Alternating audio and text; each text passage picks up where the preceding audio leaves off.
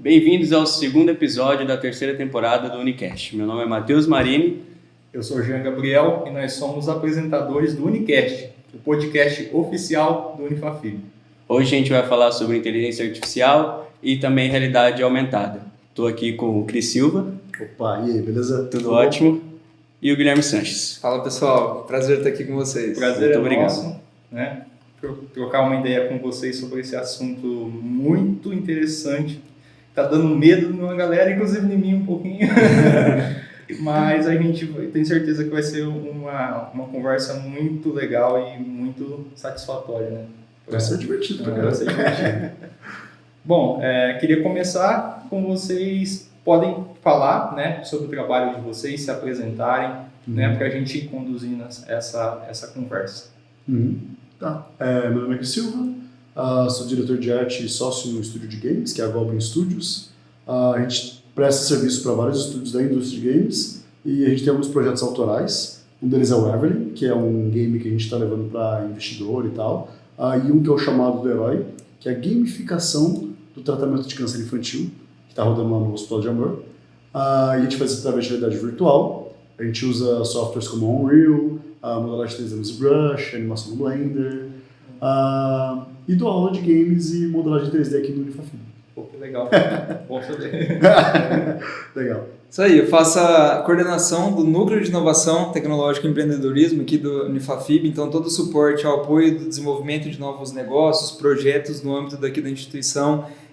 O NIT, né, o núcleo, ele consegue apoiar, e também faço a gestão do Centro de Inovação do Hospital de Amor de Barretos, né, onde um dos projetos aqui, né, a Goblin, tem desenvolvido esse trabalho de realidade virtual, realidade aumentada, né, para gamificar o tratamento infantil. E como não podia ser, né, diferente nos últimos anos, a gente vem falando muito sobre a IA, né, e hoje pelo menos 40% dos projetos que a gente desenvolve de novos negócios tem já a IA embarcada, ou a IA é o principal produto desses projetos que nascem, né? Então acho que vai ter muito assunto para a gente poder falar hoje aqui. Com certeza. Eu acho que daqui para frente não tem como voltar mais, né? Não. Igual a gente tá no 3.0 que dizem, vão até 5 ou que chega. Qual é a sensação de vocês com a inteligência artificial hoje? Tipo assim, o que vocês, no dia a dia de vocês, acham que ela ajuda vocês mesmo? Assim. Eu acho que como ferramenta não tem mais como a gente voltar atrás, né? E eu acho que é muito legal para quem nos ouve aqui, acho que todo mundo está falando muito sobre isso, e é importante falar que não é um assunto novo, né? Assim, a IA não nasceu com o GPT, né? Não nasceu com os modelos generativos, os grandes modelos de linguagem que a gente conhece hoje.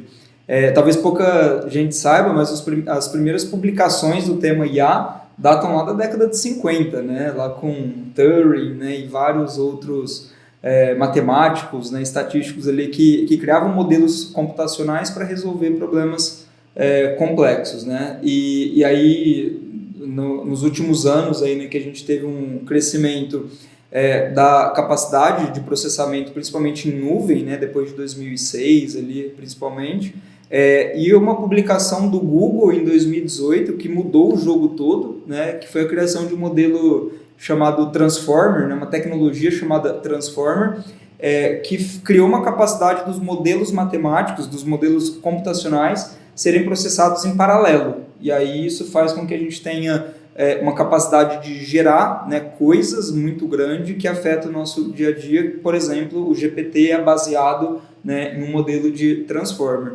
E isso, né, como qualquer outra ferramenta, traz para a gente uma capacidade de trazer uma ferramenta de uso muito barato, né, e muito, né, praticamente zero, né, você só precisa ter acesso à internet e você acessa um modelo gratuito do GPT, do Gemini e vários outros modelos ali, para criar tarefas que décadas atrás a gente demoraria muito tempo ou não seria possível fazer, né? Então hoje, assim, é como a gente pensar no uso da internet, né? Os modelos de IA hoje estão tão no nosso dia a dia, ou vão estar cada vez mais, a gente não pensar mais hoje que você vai fazer o acesso à internet para fazer alguma coisa, isso já é natural. Sim. Então, hoje, para a gente, né, em muitas atividades do dia a dia, já é natural, né, usar IA e a gente nem pensa mais que está utilizando um modelo de IA. Em jogos, acho que é a mesma coisa, né? É muito empolgante, na realidade, né? Por mais que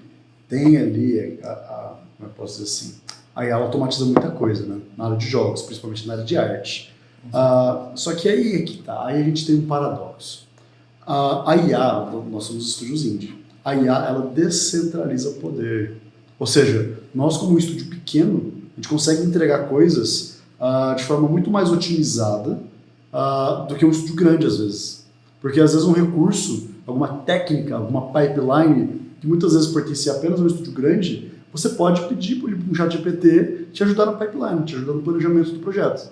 E aí, ele, sem interferir na parte artística, mas dando dicas de gestão, vai ajudar nós, um estúdio pequeno, a lidar com um projeto muito mais complexo. Ou ele vai conseguir simplificar um projeto complexo, que vai caber no nosso escopo, sabe?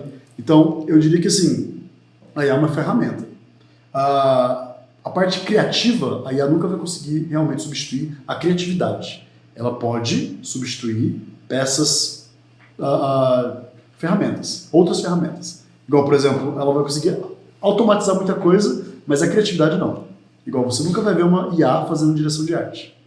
Ela vai fazer, na realidade, várias colagens de várias coisas que qualquer artista que olhar fala, pera, isso aqui tá dissoando dessa outra coisa aqui, sabe? Porque a IA ela é um liquidificador de coisas, principalmente IAs generativas ali. Então, assim, não precisa ter medo da IA como ferramenta. Na realidade, eu acho que ela é uma ferramenta a ser utilizada.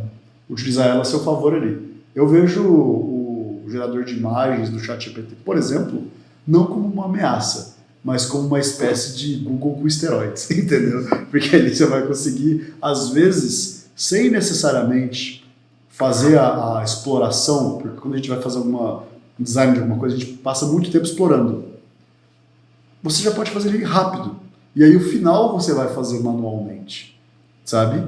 E, ainda por cima, eu acho que a IA ela acaba gourmetizando mais ainda a arte. Então, quem quiser realmente produzir uma arte, uma pintura tradicional, uma escultura tradicional, essa peça vai ter muito mais valor por agora a massa já está satisfeita com o resultado que a IA entrega. É interessante você trazer esses pontos, né? Você citou a arte, é o nosso campo também. Eu trabalho, né, com arte, com algumas linguagens, sou tatuador, mas também sou quadrinista. Estou tentando uns projetos com animação independente. E a gente vê esse contraste muito grande, né, na questão da produção humana mesmo e a questão da produção por inteligência artificial. Você pontuou algumas questões que eu achei interessante. Por exemplo, você falou que a IA nunca vai ser capaz de criar algo, no sentido até humano da palavra mesmo, né? Tipo, ela vai meio que recombinar informações que já estão no banco de dados dela e vão gerar algo, né, com esse mix de informações. Mas a pergunta assim, que eu faço é basicamente o seguinte: será que a gente tem condições de projetar que de fato isso nunca vai ocorrer? Porque, querendo ou não, a questão da criatividade acaba sendo algo muito subjetivo, né? Tipo assim, até então, nós, seres humanos, éramos os únicos capazes de recombinar informações no nível que uma inteligência artificial faz. Hoje, até pelo acúmulo de informação que a IA tem, ela consegue fazer isso com mais eficiência do que a gente. Então, quem vai definir o que é criatividade e o que é mera recombinação de elementos, né? De informações? O nunca é muito difícil a gente falar, né? Então, assim, hoje, na visão talvez linear que a gente tem de mundo, Essa né? semana. Essa semana, né? Então, a nossa visão linear de mundo não permite, lógico. Cada vez vai diminuindo. E tem um conceito muito, muito legal, né? Que chama destruição criativa, né? Um conceito de um economista, né? Lá da década de 70, o Schumpeter, né? Que ele, né, fala que as tecnologias elas se autodestroem, elas são destruídas, né, criativamente pela inserção de novas tecnologias que elas são até o momento de destruição desacreditadas ou caras demais para, né, uma massa. Então, por exemplo, né, como que o carro, o veículo a combustão, né, e depois, né, enfim, essa nova migração que a gente vive agora de veículos elétricos substituiu o fato de você se locomover a cavalo, por exemplo, há um século atrás, né? Então, é uma destruição criativa de uma tecnologia que vem que substitui o padrão como a gente fazia determinada coisa. Só que essa tecnologia ela fica desacreditada por muito tempo pelo custo que ela tem. Então, na década de 50, de 70, de 90, a gente já tinha conhecimento e talvez até capacidade de criar esses modelos que a gente tem hoje, mas eles eram caros demais para ser feito uma adesão pela grande massa que destruísse o fluxo estabelecido. Então, talvez hoje a gente tenha uma tecnologia, né, que está disponível, né, mas talvez é cara demais para quebrar o fluxo estabelecido que a gente tem hoje, né? E aí tem, né, outros assuntos que a gente poderia derivar desse, de computação quântica, né, de coisas que a gente ainda nem conhece, né, direito e nem sabe para onde que vai o mundo, mas hoje na visão linear de mundo é claro que a IA, a gente tenta ver a IA como uma ferramenta, né? Tem até um paper lá da Nature, né, acho que de 2017, que na área de saúde eles falam que a IA não vai substituir os médicos, né, mas que médicos que usam IA vão substituir médicos que não usam IA. Isso é um artigo, né, assim, eles fizeram uma publicação, enfim, com método científico para mostrar que, assim como um médico faz uma cirurgia usando hoje uma plataforma robótica, é melhor do que o médico que usa cirurgia aberta. A taxa de infecção é menor, a recuperação do paciente é maior, e o médico que ele usa IA no processo decisório, ele vai ser superior ao médico que não usa IA por motivos óbvios, né? Então, eu procuro, né, assim, talvez pensar nessa linha de que não substituir, né, e não tirar a capacidade criativa, né, humana, mas a gente tratar assim como ferramenta, né? Certo. Até mesmo os humanos criativos ali usarem a IA como ferramenta para ajudar. Por exemplo, tem um cara, que eu sou muito fã dele, chama Cícero Dávila. Ele é um escultor tradicional brasileiro e ele esculpe em mármore. E se eu te falar que ele usa máquinas de pressão para poder blocar as esculturas dele, o trabalho dele vai ter menos valor? Não, porque ele modela em 3D essas esculturas de mármore, que são incríveis. Depois vocês digitam aí, Cícero Dávila. Cara, mestre. Só que assim, ele modela no ZBrush, importa os arquivos dele, faz ali o fatiamento, e aí ele tem uma máquina de pressão de água muito forte, e ela faz como uma impressora 3D, mas ao contrário. Ela vem tirando o volume da peça de mármore para ter já uma blocagem inicial. E depois ele vem refinando. Uma coisa que demoraria muito tempo, agora ele consegue diminuir martelo, né? Exato. É isso. E ainda foi ele que fez. Tem menos valor? Não, valor igual. Só que aí que tá, aumenta a qualidade de vida dele, porque, meu Deus, ele não vai ter que ficar quebrando aquela pedra enorme, sabe? Batendo martelinho lá. Mas ele ainda já conseguiu passar a ideia dele. A ideia é que ele tinha uma imagem na cabeça dele, que só existia na cabeça dele, e agora tem ali uma peça de mármore que vai durar mais de 1000 anos, sabe? Então, sei lá, eu acho que é uma ferramenta realmente aí que não vai tirar a criatividade humana, mas ela pode dar um boost na criatividade humana, sabe? E é só uma questão de como utilizar ela. É que a gente vê ela aprendendo muito, né? Ela é muito fácil aprender. A gente vê agora o do Google lá, você joga os vídeos que você... eu quero que você pegue essas referências. Mas foi igual você falou, ela pega referências. Exato. Essa referência e vai entrando. Exato. E aí ela te dá o vídeo. Pô, a gente vê igual a gente falou, tipo, Moisés entrando no Mar Vermelho lá, eu tô passando aqui o Mar Vermelho, tudo mais. E tipo, isso pra gente, alguns anos atrás, era algo impossível. Só que a gente vê essa evolução rápida, né? Exato. E pra gente que é dessa nossa geração, que cresceu com a internet, até pra gente tá sendo assustador. Mas uma coisa que eu ia perguntar pra vocês pra gente, a inteligência artificial já é algo no nosso cotidiano. Só que pra mim, eu sinto que, tipo assim, no mundo como um todo, acho que uns 40%, 50% de pessoas usam hoje mesmo. Porque, tipo assim, a gente vê pais, avós nossos, alguns nem sabem o que é isso hoje. Tem medo, né? Tem medo, não sabe o que vai impactar. Você acha que eles vão entrar para esse meio também, ou você acha que vai ser algo deixado de lado e vai ser a gente que vai usar mais assim? Não, naturalmente uma geração ela fica, né, assim, fora do uso daquela tecnologia, né? Eu falo sempre da minha avó tem 86 anos, minha avó manda mensagem no grupo todos os dias, né, de bom dia, manda fotos, imagens, grava áudio, falo, né, várias vezes por dia com a minha avó, mas minha avó nunca ligou um computador, nunca usou um computador, nunca ligou um desktop, né? Então é natural assim que determinada geração ela possa ter, né, assim, acesso muito mais simplificado às avós que estão no Facebook, mas que nunca utilizou, né, uma tecnologia tradicional. E essa geração, né, assim, eu acho que a geração nativa, né, ela vai, né, assim, ter muito mais do que nós isso como uma ferramenta de uso amplo e convencional, muito mais do que a gente tem hoje, porque diferente de nós que fizemos a migração digital, ela já é uma geração nativa digital, né? Eu tenho um sobrinho de 7 anos que é uma geração nativa, né? Então ele tem muito mais facilidade do que eu, inclusive, para fazer algumas coisas. A capacidade de processamento, né, humano dele sobre a tecnologia é muito melhor do que a minha, que a gente precisou fazer a migração.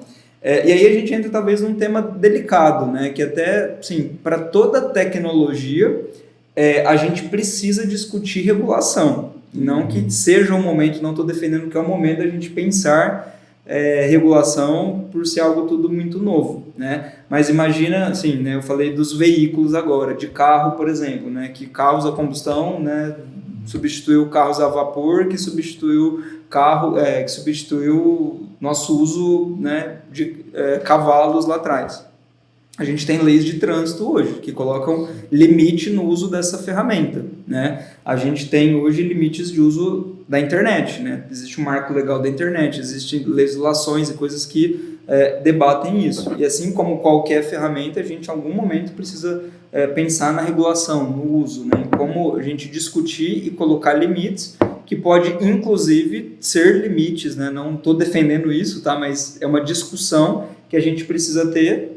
No Brasil, apenas pessoas maiores de idade, né, acima de 18 anos, podem dirigir um carro, né? Será que o uso da IA, será que o uso da ferramenta, a gente precisa discutir limite de uso nas escolas, né? Existe uma capacidade criativa das crianças que pode ser bloqueada pelo uso da IA prematuramente? A gente não sabe isso, né? Talvez uma criança que ela nasça nesse mundo digital, que está utilizando IA para absolutamente tudo, quando ela chegar com 20 anos de idade, ela pode não ter a capacidade criativa que nós temos. São todas hipóteses, né? Mas isso a gente vai ter que tocar em algum momento, essa regulação, né? Eu acho que são hipóteses valiosíssimas e é legal que esses dois pontos que vocês trouxeram têm uma conexão muito grande, porque, por exemplo, o Cris falou sobre a questão, por exemplo, do escultor, né? Ele tem a ferramenta ali, no caso ele modela ali no software e tal, passa vamos dizer, para a matriz em material mesmo, né? Só que o conhecimento ainda é dele, né? Ele que teve que aprender. Então, é a mesma coisa, por exemplo, a gente que desenha no papel, ilustra no papel, vou ilustrar utilizando uma ferramenta, um software. Mas o conhecimento ainda é nosso. O que eu acho, assim, na minha opinião, obviamente, não sou nenhum especialista nisso, mas baseado assim, no meu entendimento, até na questão artística, a IA ela difere um pouco porque, talvez um pouco não, talvez muito, porque ela não necessariamente predispõe que você precise ter o conhecimento. Obviamente, você precisa ter um pouco. Mas, por exemplo, eu estou fazendo uma ilustração aqui sobre o nosso tema aqui. Eu vou demorar até o final do podcast para talvez estar pronto. Se você jogar um prompt para a IA fazer, ela vai fazer. E às vezes em qualidade até superior. Você não precisa ter, meu ponto você não precisa ter um conhecimento específico para fazer determinado tipo de trabalho. Então, isso por um lado gera uma democratização, né, da produção, mas por outro lado entra no ponto que você falou. Será que as próximas gerações não vão estar com um déficit, por exemplo, criativo? Porque elas não precisaram passar pelo processo de aprendizado, elas precisam aprender a programar, a dar os prompts para a inteligência artificial. O que vocês acham? Com certeza, cara. Porque é a mesma coisa, por exemplo, se chegar alguém e falar não precisa mais aprender outros idiomas, a IA vai resolver tudo isso. Obviamente, o cérebro da pessoa que sabe menos idioma e que sabe mais idiomas vai estar ali em desvantagem, sabe? E aí, a cada vez mais, nós como seres humanos estamos terceirizando algumas faculdades mentais nossas para a máquina. Cada vez que a gente faz isso, a gente perde habilidades que poderiam ser desenvolvidas. Mesma coisa, por exemplo, alguém que toca algum instrumento musical vai ter áreas do cérebro mais desenvolvidas do que quem não toca, sabe? Alguém que, igual eu falei, fala múltiplos idiomas vai ter áreas do cérebro mais desenvolvidas do que quem não faz, sabe? Então, assim, terceirizar, bom, se bem que, né, essa geração que já está nascendo com IA, eles vão ser muito dependentes, cara. Muito dependentes, sabe? Então, assim, num estalar de dedos, se de repente sumir a IA, você vai ter um monte de analfabeto funcional andando por aí, sabe? Mas eu sinto que ela já mudou algumas coisas que eu acho que facilitam o dia a dia. Por exemplo, na escola, a gente ia procurar algo para estudar, era livro, você ia atrás de um livro, você ia atrás... a gente ainda peguei internet quando estudava, ainda você ia atrás de um Wikipedia, alguma coisa da vida. Hoje na faculdade, você coloca lá, ela consegue ser seu professor particular. Sim. E te ajudar muito, porque tipo assim, tem muita gente que tem dificuldade, não tem o custeio de pagar alguém, ela te ajuda extremamente. Na faculdade, com conta, com pesquisa, e eu acho que é nesse sentido. Eu acho que a gente tem que utilizar ela para tipo, ajudar a gente. Exato. Porque ali ela tá me ajudando, mas na hora de chegar e fazer a prova, sou eu. Só que aí ela me robustou um pouco a facilidade de encontrar aquela informação. Exato. E é tipo uma ferramenta mesmo. É tipo isso. uma colher é boa ou ruim? Exatamente. Ótimo. Então, mas Depende de Mas você usar. depende do que você se quiser. você quiser comer açúcar puro, é uma ferramenta, mas é uma ferramenta. É uma ferramenta. Igual, você já viu aquela tiarinha chinesa, já viu? Já viu ou não? Não, nunca vi isso. A molecadinha ali em escola usa uma tiarinha chinesa, que ela tem uma câmera e ela analisa quando a criança perde atenção nas coisas. Caramba. E aí ela gera um gráfico mostrando quando durante a aula a criança perdeu atenção. Isso para os professores e pais, para eles tipo, tentarem tirar o máximo de desempenho ali da criança. Quer dizer, é uma ferramenta. Uma ferramenta. Depende de como a específica sociedade vai utilizar ela. Exato. Sabe? Exatamente. Igual, por exemplo, igual o que falou sobre as regulamentações. Cara, se você joga na mão do pessoal a IA de qualquer forma, e eles consumirem aquilo de qualquer forma, só para entretenimento às vezes, pode ser bem complicado, sabe? Só que se aquela sociedade for disciplinada ali para utilizar isso como uma ferramenta para poder potencializar o conhecimento, ou às vezes dar um boost ali na própria sociedade, aí ficaria interessante, entendeu? Mas aí eu não sei se isso começa de cima para baixo, de baixo para cima, aí já não é tipo a IA em si, mas como a sociedade utiliza ela. Por Sabe? isso que é o time, né? Assim, que particularmente entendo que vai chegar esse momento onde a gente tem as boas e más aplicações de uso mais claro no momento da gente discutir legislações, regulações, né? E que vão colocar os limites, né? Assim, o carro é bom? O carro é bom. Mas olha quantos acidentes de trânsito tem no mundo hoje, né? Que Internet matam é bom. pessoas. A internet é boa? É boa, mas olha quantas pessoas usam para crime, para pedofilia, para racismo, para N coisas ali que dá, né? Assim, o uso errado da tecnologia. Então, a questão acho que é a regulamentação. E um outro ponto, né, também assim, que a gente vem discutindo muito, né? Hoje a gente talvez fale menos do que quando surgiu lá o GPT, né, quando a gente começou a usar, né, os modelos generativos mais amplamente, que são os vieses, né, assim, como que a IA aprende, né? A gente citou aqui que a IA aprende muito rápido. Ela aprende como? Ela aprende com dado, né? Ela aprende, né, com um volume, com uma massa de conhecimento que foi dada para ela, criar parâmetros para ela processar aquela informação e gerar, com base naquela informação, o próximo dado que ela está dando se parece com aquela massa de conhecimento que ela tem, né? É um modelo probabilístico que o generativo vai sempre dar a probabilidade dela dar uma informação com base no conhecimento que ela tem. Se você tem um conhecimento justo, né? Se você tem um conhecimento padronizado, essa IA vai te dar um conhecimento padronizado. Agora, se essa IA está tratado com dados, né, com determinado viés, e esse é um assunto, né, para quem quer temas de mestrado, doutorado, TCC, qualquer coisa aí, né, vieses de IA é um tema super legal para ser discutido hoje. Ela vai te dar o dado com base no viés ali que ela tem. Teve aquele caso da Amazon lá no começo, né, que eles descontinuaram, né, uma IA para recrutamento de colaboradores, que a IA ela dava preferência para colaboradores brancos, homens, que eram formados nas universidades de ponta. Por quê? Porque o dado que ela tinha era treinado desse modelo, né? Mas ele quer dizer que aquele candidato ele é superior aos outros? Né? De forma alguma, mas o dado que ela foi treinada foram dados daquele modelo, daquela base. Né? Então, e aí, para você trazer isso sem criticidade para uma tomada de decisão, né, é um fator perigoso. Né? Então, se você está utilizando a IA numa sala de aula, por exemplo, sem o conhecimento crítico, né, sem o conhecimento técnico daquilo que você está pedindo e confia cegamente na IA, até que ponto o dado que ela está te devolvendo ali é um dado claro, justo, sem vieses, né? A gente realmente não sabe, né?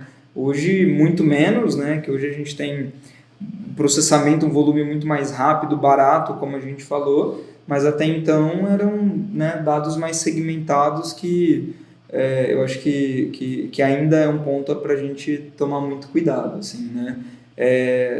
Só para fechar essa fala, né, eu tenho liderado alguns projetos de uso de IA na saúde, e quando a gente está trabalhando com dados de saúde, você tem dados digitais em saúde, você tem dados digitalizados de uma população que tem acesso a uma saúde digital. Então, necessariamente você está excluindo uma população que não tem acesso. Então, quando você está trabalhando com um modelo, por exemplo, de visão computacional para câncer de pele, que vai ler uma imagem para ver se aquela imagem é câncer ou não, aquela fotografia é câncer ou não, ou uma IA de texto, por exemplo, ela está sendo treinada com uma base de dados de pessoas que têm acesso à saúde, de pessoas que têm talvez o benefício, né, que têm acesso a ter uma saúde de ponta a nível dela ser totalmente digital. E aí você exclui talvez uma pessoa que ela está na periferia, né, no sentido de estar fora ali do centro, e será que aquela pessoa ela não é o viés, né, não é o ponto fora da curva? E aí você pode dar um falso negativo de um caso de câncer ou uma decisão errada, né, para um paciente porque ele não representa a média dos dados que está ali naquela base. Né? E é legal porque, que nem eu brinquei no começo, eu tenho medo e tal, mas é que realmente, assim, obviamente eu não tenho medo da IA, e eu também não vejo aquela questão da negação, sabe? Não vamos boicotar, não, já era, esse carro já passou, esse bonde já passou, não tem o que fazer, né? E como vocês disseram, tem muitos usos positivos, que em questão de... O pessoal fala muito sobre produção no sentido do mercado mesmo, né? Mas em outras áreas, que nem na questão da saúde, que é uma questão, né, que não é uma questão meramente econômica, né, é uma questão que vai para além disso. E em várias outras áreas também vai ter um ganho muito grande. Mas assim, aproveitando que é um tema que a gente gosta de polemizar em cima e tal, vocês não acham, obviamente com a expertise de vocês, que talvez os malefícios a médio e longo prazo se sobressaem aos benefícios, não no sentido da tecnologia em si, mas do uso que é feito?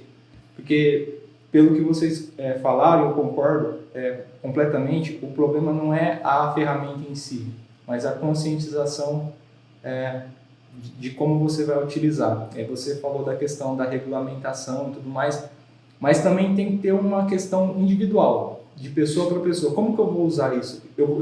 Quais limites eu vou estabelecer, né? Uhum. Então, o que vocês acreditam, assim? Vocês acham que a médio e longo prazo, os benefícios da inteligência artificial, realidade aumentada, se sobressaem aos riscos, ou vocês acham que é meio a meio? Acho que ninguém sabe.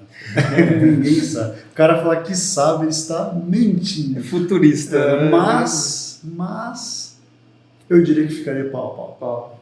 Tipo, por mais que a nova geração ficasse dependente disso. Igual, vamos lá, vai. Falar a realidade na sala de aula. Às vezes o professor passa alguma coisa, o cara quer resolver direto no IA. O cara nem lê. Ctrl A, Ctrl C, vai lá no IA, Ctrl V. O professor sabe que ele está fazendo isso na IA. E aí o cara está mentindo para si próprio. Entendeu? Esse cara, talvez, ele ache que ele foi esperto. Só que, no futuro, quando o mercado pedir alguma coisa dele, ele não conseguir entregar, ele já vai ter as consequências imediatamente. Sabe? Então, assim, depende. O cara ele pode utilizar ali para tentar burlar alguma coisa, a punição dele já vai vir muito rápido, eu acho, sabe? Mas assim, isso para as gerações já mais ou menos estabelecidas. As novas gerações, a molecadinha, criança que usa IA, para começar que nem deveria. Nem deveria. Os pais já não deveriam deixar criança utilizar IA de nenhuma hipótese. Mas assim, eu acho que realmente não dá para saber. Não dá para saber. Ela traz muitas coisas positivas, muitas coisas negativas. Eu acho que é a mesma discussão, tipo assim, sei lá, nos anos 2000, início dos anos 2000. Alguém falou, a internet traria coisas positivas ou negativas. Até hoje a gente não sabe dizer. Até hoje a gente tem essa dúvida ou não. Eu acho que, tipo assim, uma coisa que eu penso é igual o Guilherme falou. Se você voltar ali na década de 90, quando proibiram, não pode não ter cinto, tem que utilizar o cinto. Todo mundo, uma briga gigantesca. Só que ali, com base em dados, com base em várias pesquisas e tudo mais, viram que a utilização de cintos salvam vidas. Então eu acho que daqui para frente vai ter que ser isso. Vê a IA, analisa, entende, na base de dados, como a utilização dela, para onde, o que fazer que vai ser mal. E ali a gente dá aquela limitada. Esse é o meu pensamento, o que vai ter que ser, porque, tipo assim, deixar a ver, eu acho que não vai acontecer. Exato. No que tange, acho que o nosso uso amplo, né, assim, é você trazer para si, né, a decisão de, hoje, né, eu uso IA o dia todo, né, mas eu uso para fazer automação de trabalhos repetitivos, não criativos, né, e que não dependem exclusivamente de ter uma pessoa fazendo aquilo. Né? Então, você está terceirizando uma atividade que não deveria fazer. Né? Por que eu vou fazer um cálculo matemático e eu vou me torturar para fazer sem uma calculadora? Cara, existe uma calculadora, né? Então usa a ferramenta para aquilo que você está fazendo. Então, você vai ter o mesmo resultado com uma margem de erro muito menor, né? E muito mais rápido. Então, isso é uma ferramenta que traz automação para o processo. Eu acho que o supervisionado, né, assim, tanto a fins profissionais, como é o nosso caso, você não dar a terceirizar a decisão só para a ferramenta e para nenhuma ferramenta, pode ser para a internet, para o Google, para a IA ou para qualquer coisa, e principalmente dentro de casa, assim, né, acho que para quem traz isso para dentro do ambiente familiar é muito mais delicado, né? Com gerações mais novas, com crianças, assim, eu acho que a gente precisa ainda tratar com muita cautela porque não é conhecido, né? Isso para a realidade virtual, para a realidade aumentada também é verdade, né? Então, a computação no espacial, né, um conceito que agora recentemente ficou bastante conhecido, né, que a própria Apple lançou, é um novo celular, né? Vamos pensar isso, né? Um novo meio, um novo canal. Então, o celular é bom, né? Para onde que vai? Então, a gente precisa discutir, né, limites e entender a aplicação para benefício, para ganho, fazendo essa autocrítica primeiro. Igual o celular, o Instagram. O Instagram, você vê um monte de gente lobotomizada a nível máximo no Instagram. Sim. Fica o dia inteiro só scrollando ali para baixo. Tipo, às vezes não tá, você pergunta, o que você viu há 1 minuto atrás? Nem sabe? Então, acho que é a mesma coisa aí. E também é interessante pensar nisso porque nem todo mundo tem esse filtro, vamos dizer, emocional, cognitivo de ter essa volição própria de falar, não, agora é hora de parar de mexer, deixa eu fazer outra coisa. Na verdade, eu uso dizer que a inteligência artificial, as big techs, elas trabalham em muito sabendo que a maioria das pessoas não vai ter esse filtro. Porque ela quer que você consuma a plataforma, ela quer que você passe o maior tempo possível na rede social, ela quer que você alimente a inteligência artificial com o máximo de dados que você tiver.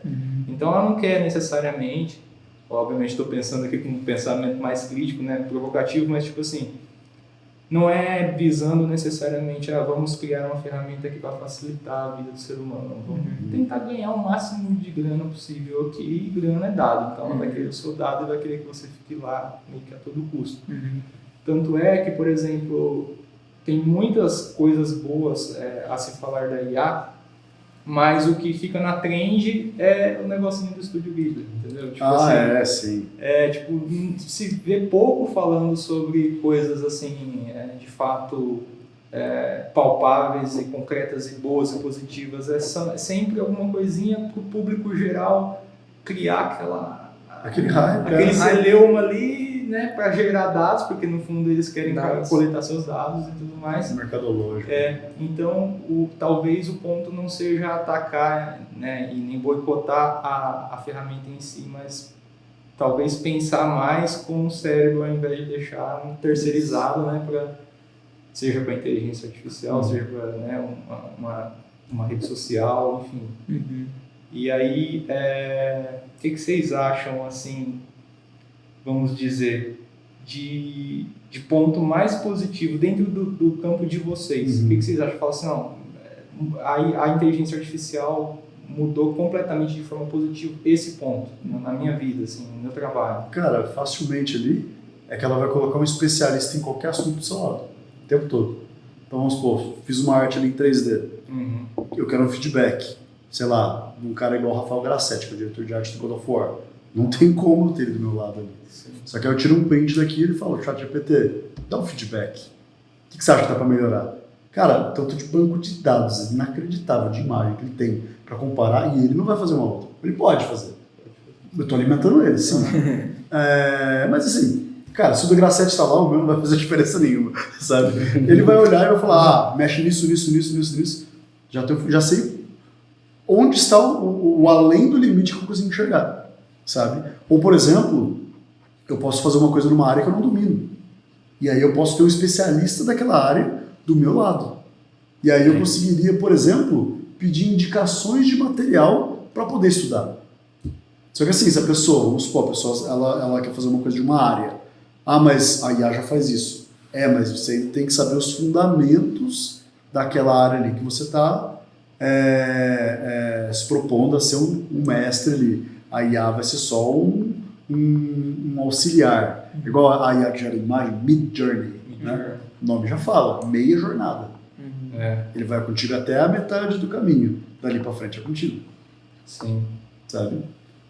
Eu tenho, acho que um caso assim que vai compartilhar o positivo e o negativo, assim, né, que são os dilemas ali que a gente fala. Então, na área da saúde, hoje a gente tem projetos que, como eu disse, né, ajudam na detecção precoce de vários tipos de câncer, né. Um caso bastante conhecido e famoso, né, que a gente tem é uma startup chamada Runa, né, que eles fazem a detecção, a classificação de risco de uma mulher ter câncer de mama a partir só do exame de sangue dela, né? Então eles processaram uma base de dados gigantesca, né, de mais de 600 mil mulheres para treinar um modelo, e o modelo fala, esse no exame de sangue ele se parece com os últimos 600 mil que eu vi, que parece ou que não parece câncer. Então, né, vou chutar números, 200 mil com câncer e 400 mil sem câncer. Então, quando você dá o número 200.001, ele vai falar, poxa, isso aqui se parece com os últimos 200 mil casos que eu conheço, né? E aí ele cria um modelo matemático não linear, né, assim, que a gente não sabe, né? Por exemplo, leucócito e plaqueta não quer dizer que tem câncer, mas quando você coloca quadrado do leucócito dividido pela raiz cúbica da plaqueta, vezes alguma outra coisa lá tudo, você cria um modelo matemático que faz ele predizer o risco de ter câncer de mama. Acho que todo mundo queria, né, assim, um modelo desse, né? Isso, né, imagina quando estiver disponível, isso é uma pesquisa que já está com uma sensibilidade, especificidade bastante alta, mas isso vai ser muito bom quando a gente estiver disponível. Mas aí a gente cai também nos dilemas éticos que eu estava falando com o Cris aqui, né, um pouco antes da gente começar, da questão, tem gente hoje que não quer saber, por exemplo, se tem AIDS, se tem, né, o vírus HIV. Não quer saber. É um direito da pessoa não saber, né? E é um direito da pessoa, talvez, não querer saber se ela tem câncer ou não.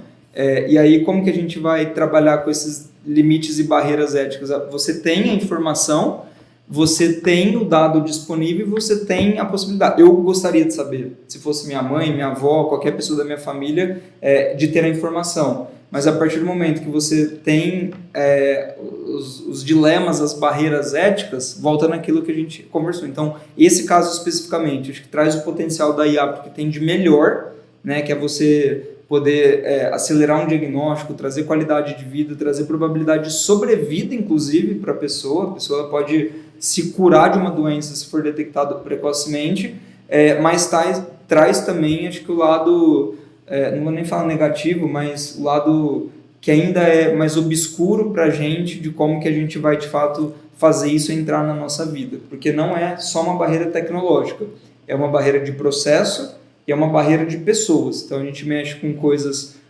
mais operacionais e mexe com os aspectos culturais, que aqui na mesa nós somos em 4 pessoas com cultura totalmente diferente, histórico de vida totalmente diferente, e o que é verdade para mim não é verdade para vocês, né? Então acho que são pontos aí. Eu concordo completamente. Eu acho que hoje ela está no nosso meio e ela está, igual você falou, vou dar um exemplo meu avô tem câncer e a inteligência artificial ajudou a encontrar mais cedo. Uhum. Então, tipo assim, isso pra mim, como um viés, é muito, tipo assim, eu queria saber. Uhum. Só, tipo assim, será que ele queria? É esse ponto. É igual, tipo assim, é o que você falou. A gente vai ter que andar nessa linha entre humano e quando lida com pessoa, a gente pode ter qualquer uma. Boa. Interessante. Pode falar. Não, pode concluir, pessoal. Eu ia falar que a gente chegou ao final, foi muito bom. Passa rápido. Passou muito rápido, gostei muito sobre. E aí queria abrir essa liberdade para vocês, se vocês querem falar algum ponto ou deixar algum recado pro pessoal que está nos assistindo. Cris? Cara, eu acho que o ser humano evoluiu milhares de anos para a gente estar nesse momento com a IA nas mãos. É como se os gregos tivessem um oráculo ali, só que espalhado em todos os lugares.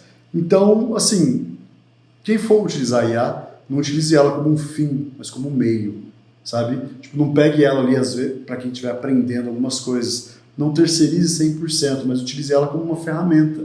Algo ali para poder te potencializar, não como um concorrente ou algo nesse sentido. Então, por exemplo, sempre pense ali, cara, essa tecnologia só vai avançar, sabe? Então sempre pense ali numa forma de como você, profissional da área X ou Y, ao invés de ser substituído por ela, utilizar ela a seu favor para potencializar o que você faz. Porque agora você não vai ser só mais uma pessoa pequena usando uma ferramenta, você vai poder fazer coisas grandiosas que talvez ali ia demorar mais tempo se não fosse aquela ferramenta. Acho que é isso. É isso, eu acho que a gente vive num momento muito legal, assim, muito divertido, né? Assim, tudo que a gente tem de possibilidade, uma página em branco, eu acho que todo mundo aproveita esse momento, assim, para o bem, né? Acho que para fazer o uso da ferramenta mesmo e que, assim, com certeza daqui 6 meses a gente tiver um outro papo desse já vai ser totalmente diferente, né? Espero que a gente tenha mesmo, porque tem muita coisa para conversar. Eu tinha pensado também no ponto lá da questão da era pós-verdade, que muita pessoa fala, né? O próprio ex-diretor do Google, que era meio que tentando sabotar o negócio que ele próprio criou, enfim. Tem vários pontos aí interessantes, mas enfim, o tempo é curto, né? Então a gente o próximo bate-papo pode ser gerado por IA. Esse ainda tá com selinho de ser humano. Por enquanto. Nessa semana, sim. Será que a próxima temporada do Unicast vai ser só IA? É isso, gente. Valeu. Muito obrigado. Obrigado, pessoal. Agradeço demais a presença de vocês. Quero agradecer também o pessoal que está assistindo e deixar que todos os nossos episódios estão disponíveis no YouTube do Unifafib e também no Spotify.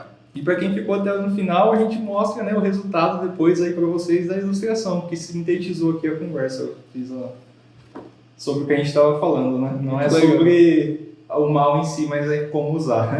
Que legal, muito bom. Parabéns. Obrigado. Muito bom.